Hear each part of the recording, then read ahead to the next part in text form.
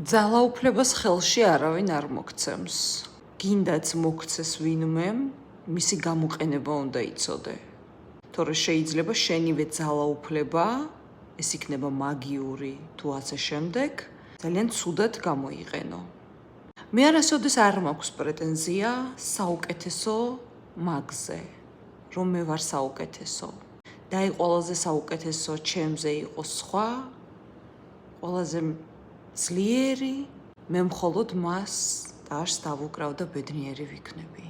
მაგრამ მე მაქვს პრეტენზია, რომ მე ვარ განსხვავებული და მე მაქვს ჩემი ნიშა.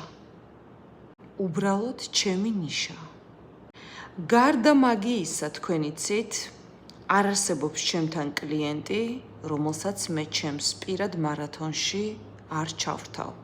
თქვენ იცით უკვე 7 ნაწილი მარათონია, რომელსაც ადამიანები გადიან და 7-ვე ნაწილი ემსახურება იმას, რომ ადამიანმა 0-დან შეცვალოს თავისი თავი, 0-დან დაიბრუნოს საკუთარი თავი, გამოვიდეს მსხვერპლის მდგომარეობიდან და ჩემი ლექციები ადამიანებს სიცოცხლის ხალის და სიცოცხლის სურვილს უბრუნებს. ეს იქნება ფინანსური, ცალკე მარათონი, ქალური თუ უამრავი, რაც მე მაქვს და რას საკითხებზეც ვსაუბრობ, რაც ადამიანის გაძლიერებას, გამდიდრებას, წინსვლას და წარმატებას ეხება.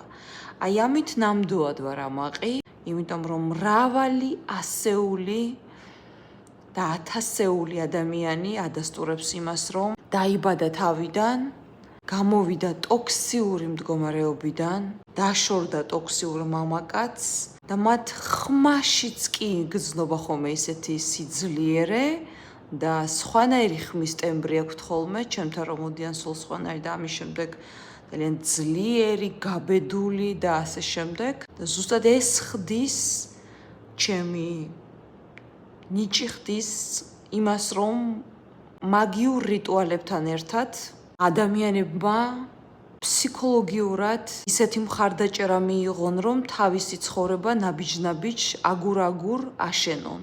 აბა ვის გაგიგიათ ერთ დღეში, ერთი ამულეტის მიცემით ადამიანი, მაგალითად ცხენზე დაჯდომას როგორ ისწავლით ერთ დღეში? ისწავლით ერთ კვირაში, ორ კვირაში, სამ კვირაში, ერთ თვეში, ხო?